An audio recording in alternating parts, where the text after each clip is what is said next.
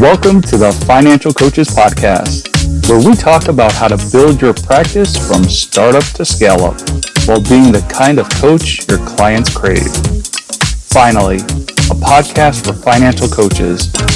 Here are your hosts, Maria Casillas and Cody Sizemore. Hello, everyone. Welcome back to the Financial Coaches Podcast. I am your co-host, Maria Casillas, and unfortunately, I am not joined today by our incredible co-host, Cody Sizemore. However, I am joined by a great guest, and his name is Coach David Gibbs. We are very excited to have him on today, and I think he's going to share some really important stuff with you. But before we jump into all of that, I just want to once again say thank you to each and every one of you who listens to this podcast, especially those of you who tune in week after week after week. We see you, we hear you, and we are grateful for you. We'd like to also remind you that if you are interested in joining us as a guest, just like David is today, please let us know that in our Facebook group, which can be found obviously on Facebook.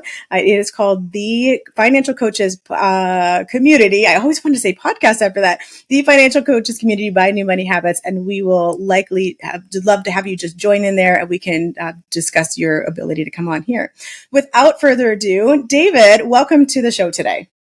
Hey there. So, Maria, is this actually an audition for the new co-host spot? Or? Yes. If you do a really great job, then Cody can just say, you snooze, you lose, buddy. No, of course not. We love Cody here on this podcast. It would not be the same without him. And I know that there are going to be questions that he would ask today. And unfortunately, they're not going to be asked. But I know that you are going to bring some really great conversation to this table. So while we'll miss him, I know that this will be a great episode. Absolutely. Okay, so David, tell us a little bit about yourself and how you got into coaching, and then we're going to talk a little bit about your story and unpack that, because I know that there are some certain listeners who are going to want to hear what you have to say today. So back in the year of our Lord, 2017, I was truly one of the big themes of my life has always been I want to help people. I went and I got my degree in criminal justice, actually. Thought I was going to be a cop. And then I became a librarian, rose to regional manager of libraries because I thought I was going to help people that way. But nothing ever felt quite right. So in 2017, I was at a rental car agency. Terrible job. But I was just in search of what do I really want to do? And it was in that job that in cars with folks who've had the worst day of their lives. Their car was totaled. They've been sent to the rental car agency to get something from their insurance company. I'm supposed to be selling them stuff in the car, right? And we're talking about finances and how they're doing. Yeah. And it feels like after the 50th time where it ended in people in tears and saying thank you, I was just like, man, how do you do this for a and the internet must have been listening because all of a sudden Financial Coach Master Training from Ramsey kept popping up. And I was like, oh, that's how you do this for a job. And so I took that and I started my practice in 2018. At that point, actually, I was thinking, and Financial Coach Master Training is from Ramsey Solutions. So at that point, I was thinking, oh, maybe I could work for Dave Ramsey proper. And so I started trying to do that. Couldn't seem to get in. Do you believe that? They didn't even like me. Shocker. Not that they didn't like you, but that you couldn't get in. Not a right seat for me on the bus. But what's interesting is right after my second born was born in 2019, my wife was like, do you mind if I try? And that stinker tries once. And she works for Ramsey Solutions to this day. How funny. So at that point, we moved to Tennessee. We came from California, moved to Tennessee. And I was like, I love being a financial coach. So that's just what I'm going to do. And, the boys are here. At that point, I had a infant, literally less than 2 months old. He was on an airplane like 3 or 4 times when he was still a baby. And then I had my less than 2-year-old, and I started coaching on evenings, nap times, and weekends. And I've been doing that for the past 6 years up until this last month. And just now, my boys have gone to school, and now I'm getting to do it full time for the past 2 weeks. Wow. There's so much in that beginning intro story that I'm like, holy moly. First of all, there are so many things that are similar between my story and yours, but one of them is that my husband actually was a cop for like 15 minutes. I say it's 15 minutes, but it was probably similar to yours, where he always felt the need to help people, and yet he was always trying to find out, what does that look like? So that's really neat. I love the idea that you were in the back of a rental car. I was going to say taxi, but in a rental car, you're actually coaching people there. You're hearing them, you're listening to them, you're being that shoulder that they're really needing. And even though that wasn't something that you were getting paid to do, something sparked in your soul and you're like, this is it. This is what I was created to do. And you found a way to make that happen. I really appreciate that you tried to get into Ramsey Solutions, didn't, and then that your wife did. I think the reason I appreciate it the most is because it's one of those little God winks in your life where it's like, you need to be here, but this wasn't for you. And there's a reason I brought you here anyway. And you were open to seeing that. So I like that. Well, as time has gone on, and I'll make this super short because it's a beautiful long story. Maybe we'll have my wife on here just for fun. That'd be awesome. What has happened is she, up until that point, she came to work at Ramsey as an assistant to the chief creative officer. She, all of a sudden, a few months in, he said, I don't think you're right for this position. Right before Christmas, he said this, and it was my fault because he said it was something I said that sparked the idea in his head. And then he told my wife, I think you're a creative. Mm-hmm. And she started crying right there because my wife, she had not been in the right position or right job or knew what she wanted to do her entire life. She wanted to be an artist, but it was always not supported, frowned upon, something that, oh, you're not going to make money doing that. And Ramsey actually gave her the chance to become a graphic designer, and that was 4.5 years ago. And she just, no education, no experience, became a graphic designer. So it's like, I'm not resentful at all that you got in and I wasn't, because you were meant to be there. That's right. It is. And it is such a testament, I think, to the idea of how when we are created to do something, that sometimes the education part just doesn't matter. I mean, it's nice for other people to have that confidence in us, and it shows that we might have some credibility. But really, there's someone who's not meant to do something, and they could have all the schooling in the world, and it does not make them credible. Does that make sense to you? Oh, so yeah. I love that she's an example of the opposite of that, and kudos to you guys for actually seeing that through. That's really incredible. You also mentioned that you had a child in 2019. I too had a child in 2019. And that was when I was starting to kind of transition to full time. And then I found that out and I was like, oh yeah, I guess we're not going to be doing that. And I didn't have a 2-year-old, by the way. I had a 5-year-old at that time. So there was a good 6-year difference between the two of them. And so I literally had just gotten that one into kindergarten, like you said. And then I had this other one. I'm like, oh, I had to stop back. And our listeners who have tuned in before, they know that now both of those kids, now 12 and no, she's 11 and 5, are at home with me, and I'm teaching them. They're homeschooled, and so it's like I started all over again with like, okay, well, when do we do this? And you may have heard the saying, you can work full time or you can work part time, but you can't work in your spare time, because there is never any spare time. I think it would be fun for you to say, you nap time. What were the times you said? Bedtime, nap time. Yeah, nap time, evenings, and weekend. Yeah, so like that's when you worked, and that was what you had to do, and that's so cool. Those were the dedicated times, but I had to be spunky. Yeah. If I needed something done, I had to get up at 5 a.m. before the kids and make sure it happened. That's right. If there was a moment, or if they're playing, I need to do something, I need to do it. Yeah. Especially starting out, it's silly to me today, but as soon as I started out, I told my wife, oh yeah, in 3 months, I'll be making as much as you, right? And that was the first hard knock on the head when it was my 5th consultation, where I'm like hiding from my children in the closet trying to talk to someone on the phone. Yeah. And so I had to deal with that, reconcile with that, well, this is not my full-time job. My full-time job is those 2 boys, and I need to be thankful for that. And I need to give that my 100% and do coaching as much as I can.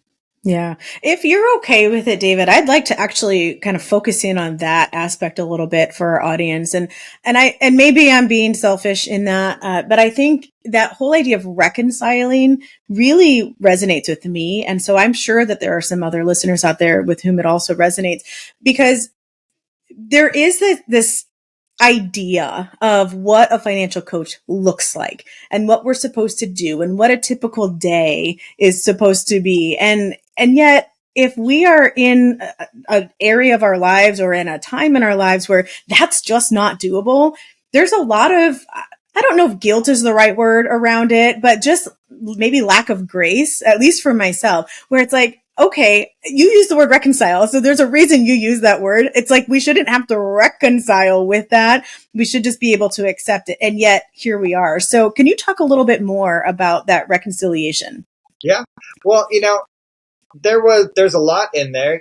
There was a lot of variables of just being a stay-at-home dad in general. There were some places that there were no changing tables in the men's restroom. Right. I take my boys to the story time at the library, and all the moms are looking at me saying, "You better have a kid with you." Yeah. Yep.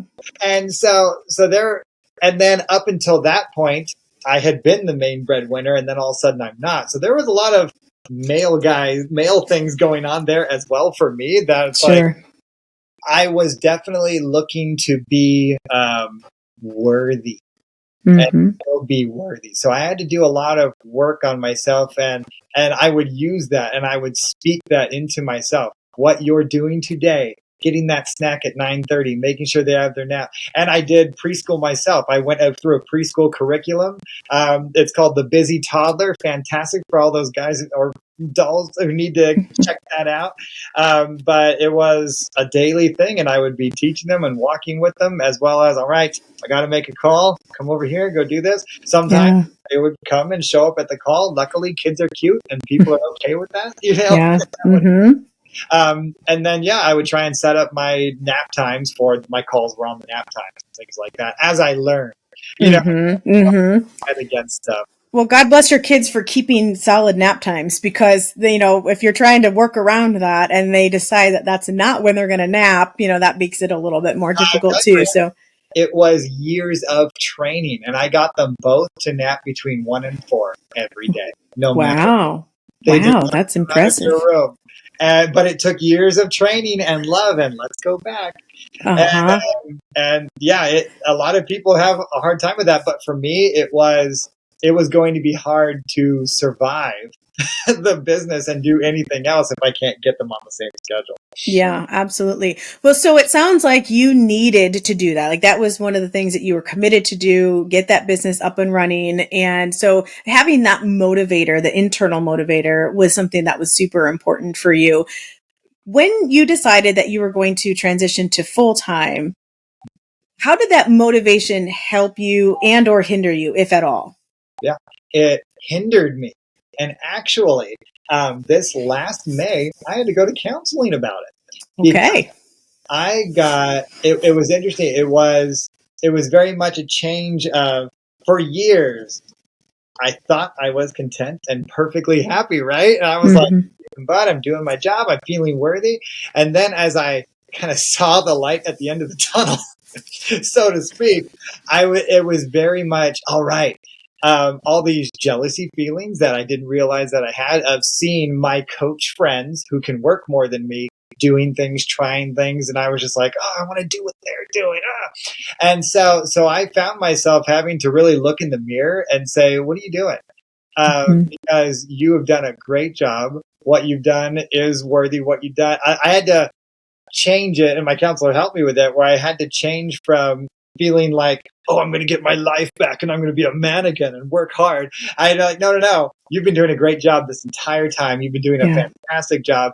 And oh my gosh, how many kids get to do that with their dad for the first 5 years? This is so cool that they're going to remember forever.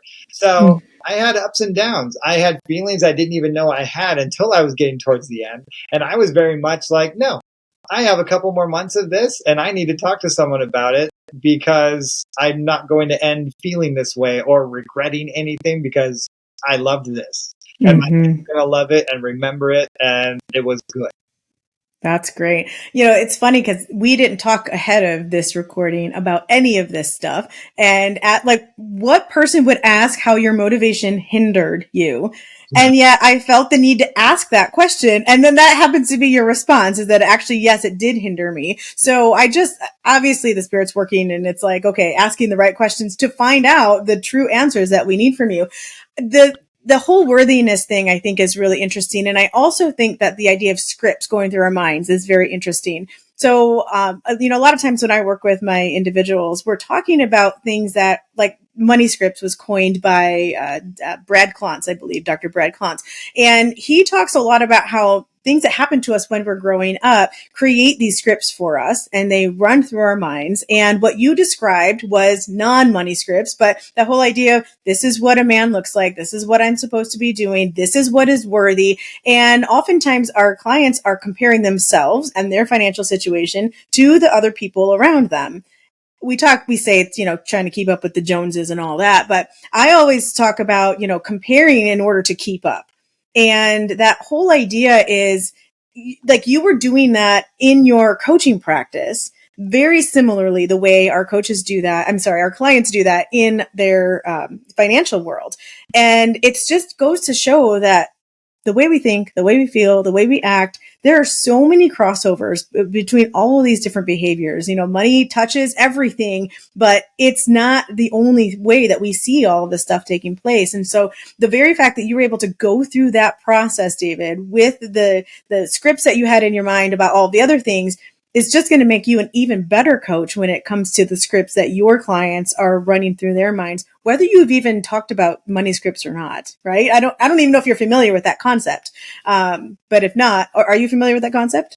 I don't think I am, but okay. But it's funny. I feel like at the same time, I feel like I am, because there's an intuitiveness. Yeah.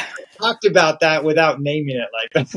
That's right. Yes, absolutely. It's a lot of cognitive behavioral theory is what that is. It just has a special name. The idea of words matter, what you're speaking and getting out of your mouth and when your mind matters, whether you believe it or not, because you're believing what you're telling yourself. And whether you're aware of it or not. Yeah. And I think that's the part that was really interesting to me when you were talking. You said, I believed that I was content.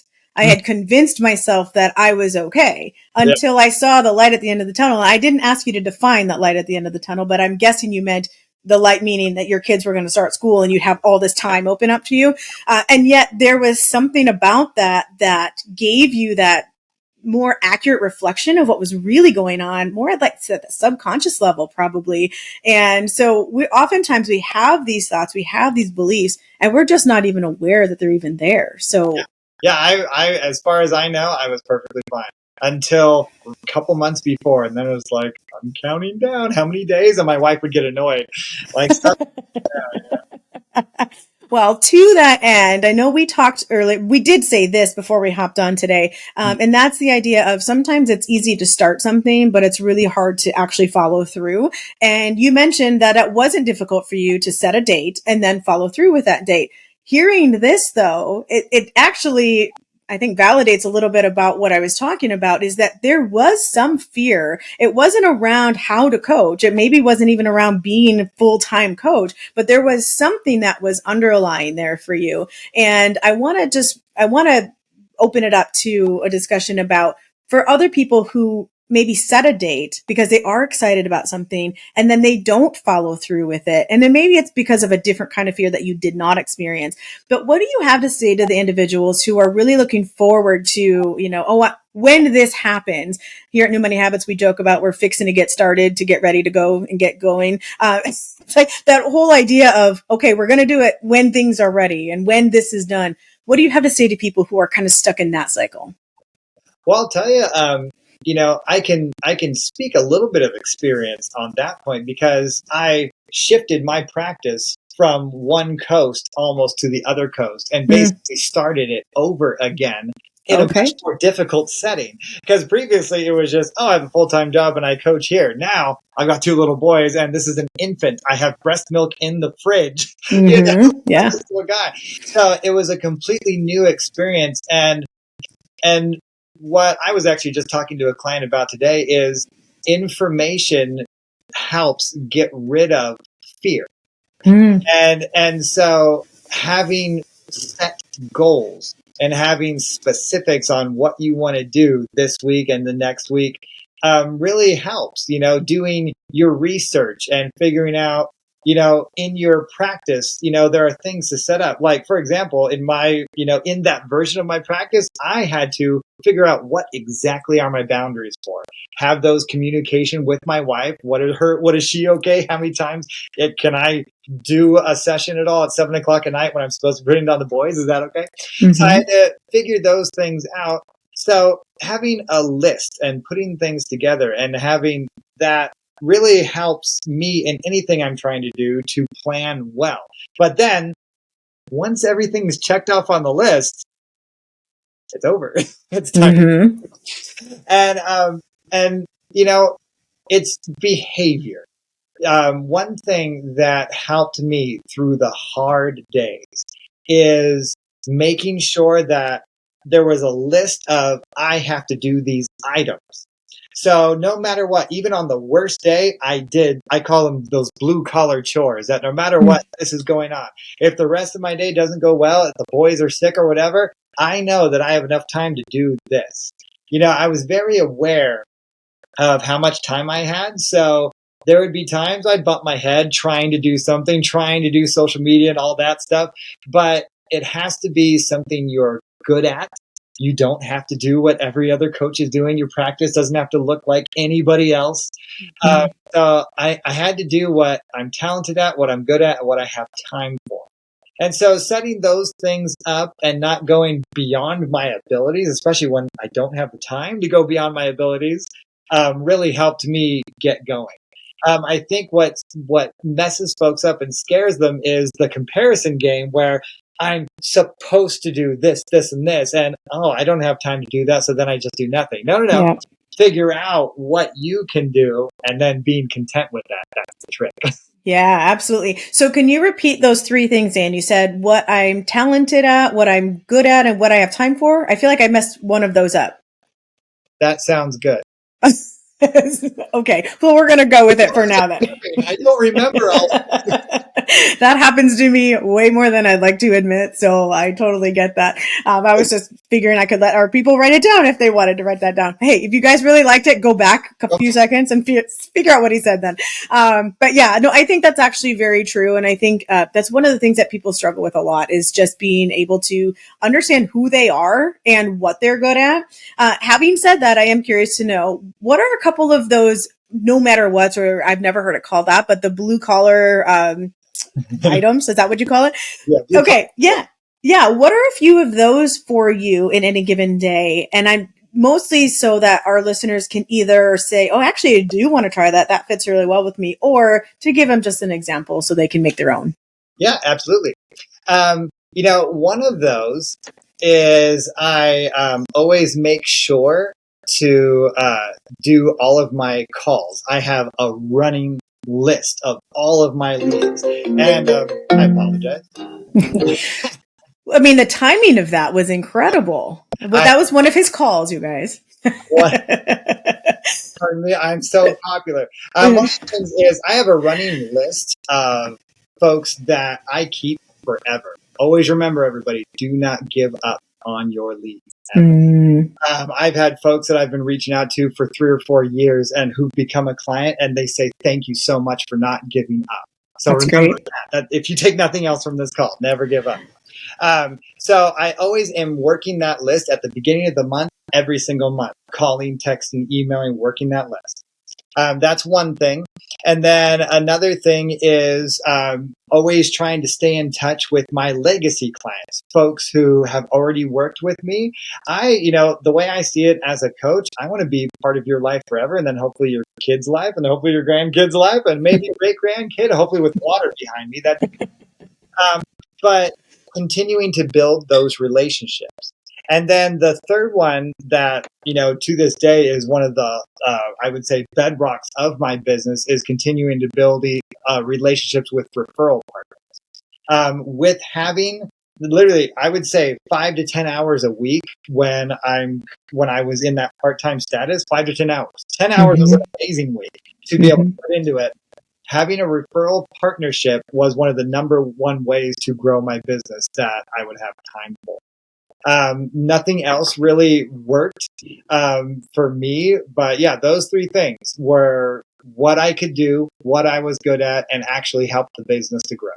That's really great. You mentioned earlier the idea of like social media and being curious about it and wanting to do that. And I think you even used the word should, of like that other people say we should be doing a lot of that. And I know my illustrious co-host, Cody, has really, really figured out how to use social media very, very well to build his practice. And yet, it's interesting to me that that is not how you built it. You had enough, even with just 10 hours a week, you had enough referrals and stuff to come in that it wasn't even touching the social media. And there's still this sense of, I want to be able to do that. Well, now that I have more time, I can go ahead and I can dabble in this a little bit. How often do we give up what's working? Now, I know I'm not accusing you of doing this. Okay, I promise. But I'm curious. How often do we give up what's working in pursuit of what other people say would work? It's often. And I will tell you, during that 6 years of time, I tried social media a couple times because it was just shiny and it could be so cool and I really wanted to do it. Yeah. Because, I'm not a show off at all. You can't tell. But I bumped my head against the wall twice. I tried it twice. As well as other things, things like, trying to, and these are good things, things like trying to do, go on a speaking engagement or something like that. But I realized I'm at home. I would have to get a babysitter for the kids. I have to pay for the baby. There are things that just don't work from where you're at. So you have to figure out a way to be thankful and content where you're at. And for me now, those three things are still the bedrock. I still do all those all the time, but now I just have time to add other things. I'm writing a book. I am doing, more social media and planning on that and doing some speaking engagements, hopefully. Yeah. And I think that what you said is really important. It's all good stuff. Yeah. And that actually is some of those are the bedrocks for some people's businesses. Yep. You found a different bedrock, which has worked for you. And I do find it curious that as human beings, sometimes we just give up on the thing that is already working because of this shiny new object that's over, yonder. And if that thing doesn't even fit with who we are, our personality, how we're built, what our talents are, or what we have time for, then we're just spinning our wheels for no reason. And then we get frustrated and say, that's not going to work anymore. Yeah. And the big idea, I think, as coaches that will cover everything, if you just hold to this, you'll be fine, is having relationships be number one. Mm-hmm. When it comes to everybody, be a servant and build a relationship and everyone will want to work with you. When you reach out to a referral source, this is what I do with my referral sources. I give them each a free session with me because a story is better than a statistic. So they can say, wow, David helped me with this instead of, oh, I know this guy. I think he kind of does this or that. Give them the experience and then keep up. I meet with all my referral partners every 3 months to continue the relationship. Yeah, that's incredible. Relationships, not just with your referral partners, with your clients as well, but also with your family. I mean, you've mentioned a couple of times having good boundaries, checking in with your wife, making sure it's okay to work these specific times. And so I agree, you guys, that if you focus on relationships, again, in all of the areas of your life, and you nurture those relationships, chances are the business stuff will come and it will come greater. It might come a little slower than you are expecting and that you're wanting it to. You might not be able to replace your wife's income in 3 months like David had hoped to do. But now he has a much stronger business for it and probably a stronger relationship with his boys and with his wife and with his referral partners, and the list goes on. So I think that that's probably really, really good advice and probably a good place for us to kind of wrap up this conversation because I know you have a hard end time too. If people want to get to know you a little bit more, David, and or even just reach out to you and say, hey, could we connect somehow? Maybe we could be referral sources for each other. Where would they do that? Yeah. One way you can email me, gibbsfinancialcoaching@gmail.com. And then you can also look up Gibbs Financial Coaching on Google. You'll see Coach David. I'm in the midst of changing my branding. So Gibbs Financial Coaching goes to Coach David. And then, you can follow me on Facebook, Instagram, and just search Coach David on those things. Okay, sounds wonderful. We'll make sure that we put that in the show notes for all of you listeners who are tuning in and would like to just have a quick link to click. And David, is there anything else that you would like to share with our members? Is there anything that, as we're wrapping up, you'd say, this is the one extra piece of information I'd like you to walk away with today? Yeah, truly at the end of the day, this practice is yours and it's nobody else's. Be yourself with your clients, with everyone else, because folks want to be coached by you, not Bob down the street that you think is cooler than you. They want your personality, what you bring to the table, your experiences, because I believe that every client has been sent to me, and I've had many, feelings of that show up like, wow, this is just made for me. Mm-hmm. And if they're the right client, just be yourself. Don't. I always love the movie. What's called Ben Stiller and Owen Wilson, Starsky and Hutch. Okay. I'll end it with this. Don't try to be something you're not. Just be who you is. That's what's really cool. I love it. Very good. Well, thank you so much for coming on the show today, David. It's been a really delightful discussion with you, and I've enjoyed it very much. I do hope that our listeners also have. For all of you who are out there listening today, thanks again for tuning in. We look forward to seeing you next week on another episode of the Financial Coaches Podcast. Have a good week, guys. Thank you for listening to the Financial Coaches Podcast, brought to you by New Money Habits and Sizemore Financial Coaching. Submit your questions to our hosts by emailing podcast@newmoneyhabits.com. Be sure to subscribe to be notified of future episodes and join our growing group of like-minded coaches on Facebook. And until next time, happy coaching. Music provided by Summer School.